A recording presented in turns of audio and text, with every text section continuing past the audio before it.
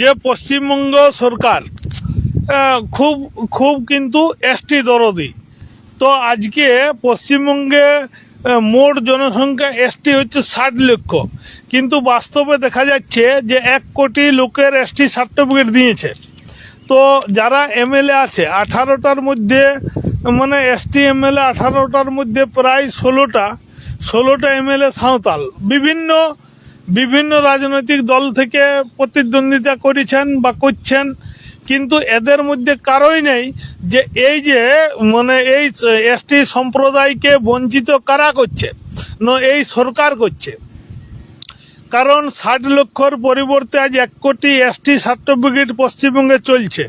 ওরা কি বলছে, কিছু নেতা, এই এসটি আন্দোলনের কিছু নেতা যারা সব লোকেই সিপিএমের পাশাপাশি থাকে বা সিপিএম পার্টির আত্মীয় স্বজন, ওরা এসটি আন্দোলন করছে। ওরা তৃণমূলকে বাঁচানোর একটা উদ্যোগ নিয়েছে। এই সিপিএম পার্টি বলুন বা অন্যান্য পার্টি বলুন, এরা চেষ্টা করে যাচ্ছে যে তৃণমূল যাতে ক্ষমতায় থাকে, কারণ এদের রুজি রোজগার এই তৃণমূলের সহযোগিতায় হইতে পারে। তো মূল বিষয় হচ্ছে যে এত যে দুর্নীতি করে এসটি সার্টিফিকেট দিচ্ছে, এই ব্যাপারে কোনো এসটি এমএলএ আজ পর্যন্ত আমাদের জঙ্গলমহলের যত যা এসটি এমএলএ আছে তার বেশিরভাগ হচ্ছে তৃণমূলের। কিন্তু এই তৃণমূলের এমএলএরা আজ পর্যন্ত এই বিষয়ে মুখে কুলুপ আটায় রেখেছে যে কি করে 60 লক্ষ এসটি টোটাল পশ্চিমবঙ্গে থাকার পরও 1 কোটি এসটি সার্টিফিকেট হচ্ছে কি করে, এইগুলো কেউ বলে নেই। তো আমার প্রাথমিক বক্তব্য হচ্ছে যে এই এসটি যারা এমএলএ, যারাকে অ্যাকচুয়াল আগে সমাজ থেকে প্রতিনিধিত্ব করার ব্যবস্থা করতে সমাজ থেকে, কিন্তু তারা কি করছে, দলীয় প্রতিনিধি হওয়ার কারণে, তারা এই দলকে সমর্থন করার কারণে তারা তাদের যে মূল বক্তব্য যে এত এসটি সার্টিফিকেট দুর্নীতি করে হচ্ছে কি করে, এই বিষয়ে কিন্তু কারো মুখ আপনারা দেখতে পাবেন না। কি রাজীব লোচন সোরেন, কি জ্যোৎস্না মান্ডি, কি বীরবাহা হাঁসদা, মানে যারা এসটি এমএলএ আছে, এরা এতটাই প্রভু ভক্ত যে প্রভু যেভাবে নির্দেশ দিবে তার বিরুদ্ধে এদের বলিবার ক্ষমতা নাই।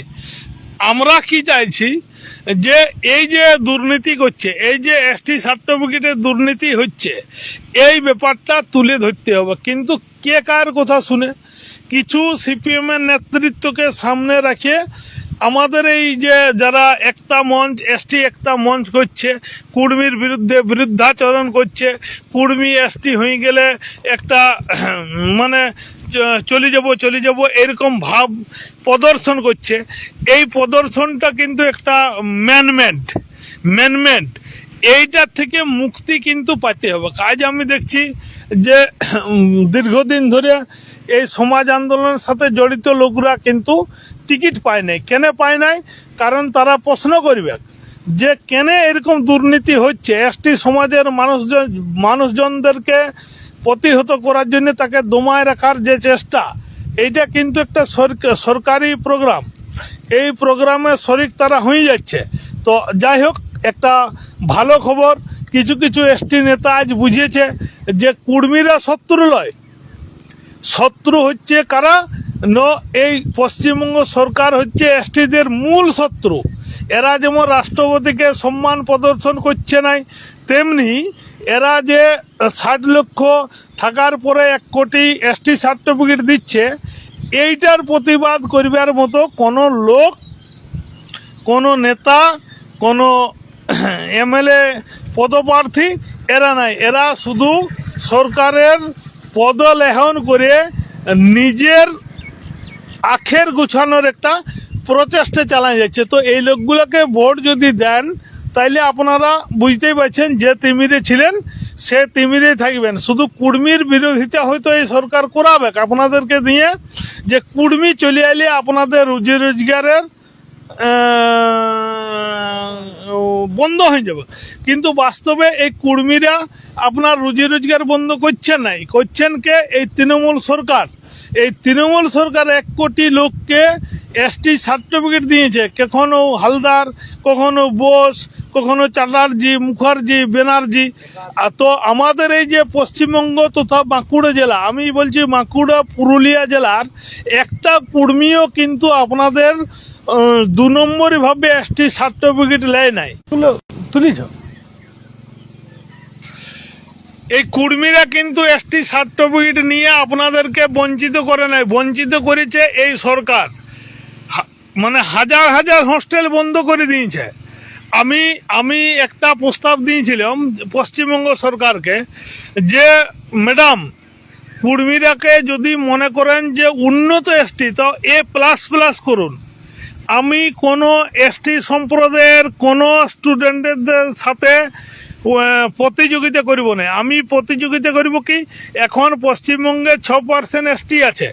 কুর্মী যদি 1% বৃদ্ধি পায়, 1% কোটা দেন, ওই 1%-এ কুর্মীর জন্য স্পেশাল করুন। দরকার নাই আমার কোনো সাঁওতাল সম্প্রদায়ের কোনো বন্ধু বান্ধবের সাথে আমি কম্পিটিশন করব নাই। আমি কম্পিটিশন করব ওই 1% যে কুর্মী বৃদ্ধি পাইলেও তাদের মধ্যে। কিন্তু এই জিনিসটা ওরা বুঝে গেছে যে কুর্মীরা এসটিরাকে সঠিক জিনিসটা, সঠিক সুযোগ সুবিধাটা বুঝাই দিচ্ছে।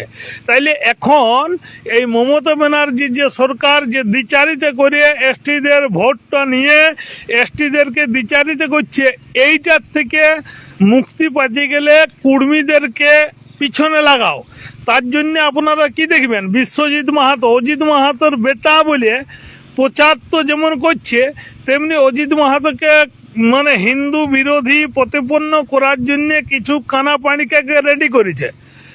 কীরকম, অজিত মাহাতো কি বলেছিলেন যে বিভিন্ন দেবদেবী যাদের 4 হাত আছে, যাদের 5 হাত আছে, যাদের 4টা মুড় আছে, মাথা আছে, তাদেরকে তারা শোয়ার সময় কিভাবে শুয়ে, এদের মধ্যে কোনো উত্তর নাই।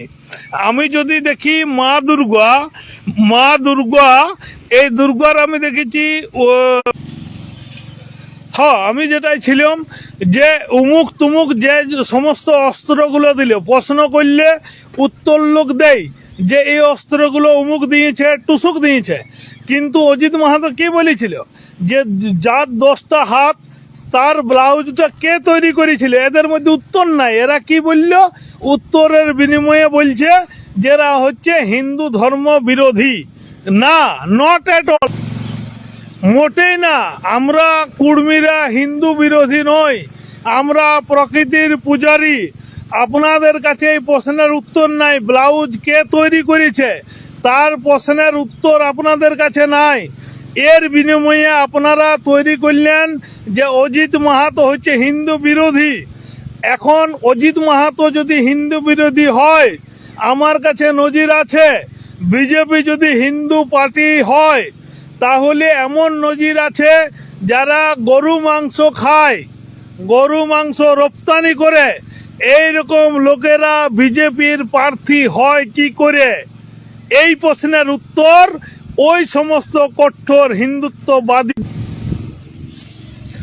ওই সমস্ত প্রশ্নের উত্তর হিন্দুত্ববাদীদের মধ্যে নাই। তার জন্যে অজিত মাহাতোর বেটা বিশ্বজিৎ মাহাতো বলে তাকে হিন্দু বিরোধী প্রতিপন্ন করার তৃণমূলের একটা অপকৌশল চলছে। এই অপকৌশলে কিছু আমার চটি চাটা কুর্মী আছে, কিছু চটি চাটা হিন্দু আছে। এই হিন্দুরা বিরোধিতা করছে, কিন্তু যারা সঠিক হিন্দু তারা এখনো বিরোধিতা করে নাই। কুর্মীরা হচ্ছে এমন একটা জাতি যারা গো মাতাকে সবচেয়ে যদি কেউ বেশি সম্মান দেয়, এই রক্ষকদের আমি চ্যালেঞ্জ জানাচ্ছি, যদি গরুকে কেউ বেশি সম্মান দেয় সেটা কুর্মী। কিন্তু যারা গরু মাংস খায়, যারা গরু মাংস খায় তারা বিজেপির ক্যান্ডিডেট, সেখানে বিরোধিতা কেউ করে নাই। শুধুমাত্র অজিত মাহাতোর প্রশ্নের উত্তর দিতে পারে নাই সেই রকম কিছু উগ্র হিন্দু যারা তৃণমূলের পদলেহন করে চটি চাটিয়ে তাদের মানে স্থানটা বজায় রাখতে চায়, তারা কুর্মীদেরকে হিন্দু বিরোধী বলার একটা অপচেষ্টা চালাচ্ছে। তো আমি যে বিষয়ে ছিলাম সেই বিষয়ে ফিরে আসতে চাই। আমরা এইখানে আমরা কুর্মীরা কখনো হিন্দু বিরোধী নয়। যদি সবচেয়ে পুরানো সনাতনী কোনো জাতি থাকে সেই জাতিটার নাম হচ্ছে কুর্মী। এবার সনাতনীরা হিন্দু কিনা সেটা কে বলবে, কে উত্তর দিবে, সেটা কানপুরের উপর RSS এর উপরে নির্ভর করবে কিনা এটা আমার জানার কথা লয়, আমি জানতেও পারি না। কিন্তু মূল বিষয় হচ্ছে যে এইরকম একটা পরিস্থিতিতে কুর্মী জনজাতির মানুষকে হিন্দু বিরোধী করার চেষ্টা কারা করছে? যারা তৃণমূল দলটা করে, যাদের স্বার্থে আঘাত হচ্ছে বলে মনে হচ্ছে, তারা কুর্মীরাকে হিন্দু বিরোধী তৈরি করার চেষ্টা করছে। তো কুর্মীরা, আমি প্রথম থেকে শেষ পর্যন্ত বলছি, কুর্মীরা সবচেয়ে পুরানো সনাতনী। এবং সনাতনী মানে হিন্দু কিনে আমি জানি না। তো আর্য সমাজ, ব্রাহ্ম সমাজ থেকেই কিন্তু তৃণমূলের জন্ম, হিন্দু মহাসভার থেকেই কিন্তু বিজেপির জন্ম। তো এই যাদের জন্ম বৃত্তান্ত যারা জানে নাই, সেই সমস্ত লোক আজ কুর্মীদেরকে বলছে তারা হিন্দু বিরোধী। না, আমরা হিন্দু বিরোধী নই। আমরা বলছি যে আমরা সনাতনী, আমরা মূর্তি পূজায় বিশ্বাস করি না। আমরা গাছ গাছড়া, পাহাড় পর্বত, নদী নালা ইত্যাদির পূজাতে আমরা বিশ্বাস করি। যদি আপনারা আমাদেরকে হিন্দু মনে করেন, করতে পারেন। আপনি কি মনে করলেন না করলেন ওটাতে আমার কোনো কিছু যায় আসে না। আমি কিন্তু সবচেয়ে পুরানো সনাতনী। গোমাতা, গরুকে সবচেয়ে বেশি সম্মান যদি কেউ করে, সেই জনজাতির নাম কুর্মী। আর কিছু লোক যারা গরু মাংস খায় অথচ নিজেদেরকে গোমাতার রক্ষক বলে প্রতিপন্ন করছে, তাদেরকে বিজেপি টিকিট দিচ্ছে। তাতে কোনো যায় আসে নাই, কেউ বিরোধিতা করে নাই। শুধু অজিত মাহাতোর বেটা বলে বিশ্বজিৎ মাহাতোর বিরুদ্ধে এইরকম অপপ্রচার করছে কারা? যারা তৃণমূলের নেতা। আমি তো প্রথম থেকে শেষ পর্যন্ত বলছি যে রবীন্দ্রনাথ ঠাকুরের ভাষায় যদি বলি, আপন পৌরষ ছাড়া, ধর্ম ছাড়া আর যাহা কিছু আছে দেব চরণে তোমার। আমার পৌরসত্ব, আমার ধর্ম আপনাকে বিসর্জন করব নাই, এইটা কিন্তু মাথায় রাখিবেন। আমার পৌরষ, আমার ধর্ম বাদ দিয়ে সমস্ত কিছু বিসর্জন দিব, কিন্তু আমার এই ধর্ম এবং পৌরষকে আমি বজায় রাখিব। তো আমি যেটা বলতে চাইছিলাম, বন্ধুগণ, আপনারা মন নিয়ে শুনবেন। এইবারের আমাদের যে লড়াই চলছে, এটা আত্মপরিচিতির লড়াই।